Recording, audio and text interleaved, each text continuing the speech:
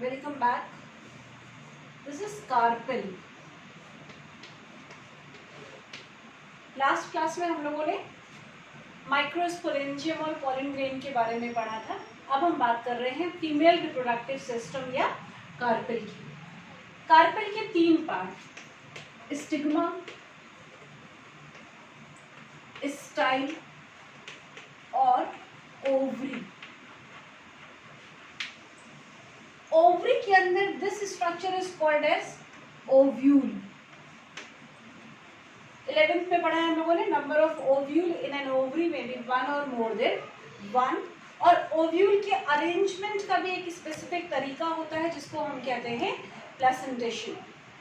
Angiosperms का जो ovule है उसकी खासियत क्या है? यहाँ पर 2 इंटेग्यूमेंट्स हैं. This is bitegmic. एक माइन्यूट पोर है जिसको हम कहते हैं माइक्रोपाइल. ओव्यूल के अंदर का सारा tissue other than embryo sac is called as nucellus. Nucellus की प्रोइडी हो जाएगी 2x. इंटेग्यूमेंट की जो सेल्स है वो भी 2x होंगी. और माइक्रोपाइल का जो अपोजिट एंड है वो कहलाता है चैलिज़म. इसी ओव्यूल के अंदर ये है एम्ब्रियो सैक या फीमेल गैमेटोफाइट और या मेगास्पोर, जिसकी फॉर्मेशन को हम कहेंगे मेगास्पोरोजेनेसिस, जो आप नेक्स्ट वीडियो में देखेंगे. मेगास्पोरोजेनेसिस के बाद जो ये स्ट्रक्चर बन रहा है embryo sac, it is mostly 7 cell 8 nucleate.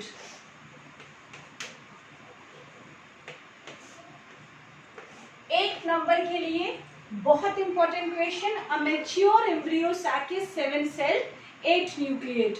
अब इसमें ये 7 सेल्स कौन कौन सी हैं? तो 3 cell towards chalaza are called as antipodal cells. 3 cell micropylar end पर होती हैं. इसमें से बीच वाली सेल कहलाती है एग सेल और साइड की दोनों सेल्स कहलाती हैं सिनर्जिड. और सेंटर में एक सेल है, लेकिन इस सेल में 2 न्यूक्लियाई हैं. इस सेल को हम कहते हैं सेंट्रल सेल और दोनों न्यूक्लियाई को अलग अलग कहा जाता है पोलर न्यूक्लियाई. यही पोलर न्यूक्लियाई डबल फर्टिलाइजेशन के समय फ्यूज होते हैं और बनाते हैं सेकेंडरी न्यूक्लियस. तो एक मैच्योर एम्ब्रियो सैक हो जाएगा 7 सेल 8 न्यूक्लिएट. इस 7 सेल्ड 8 न्यूक्लिएट एम्ब्रियो सैक को हम कहते हैं polygonum type of embryo sac. और ये polygonum type of embryo sac मतलब 7 सेल्ड 8 न्यूक्लिएट स्ट्रक्चर का formation from a single megaspore cell होता है. क्योंकि सिंगल मेगास्पोर सेल से इस स्ट्रक्चर का फॉर्मेशन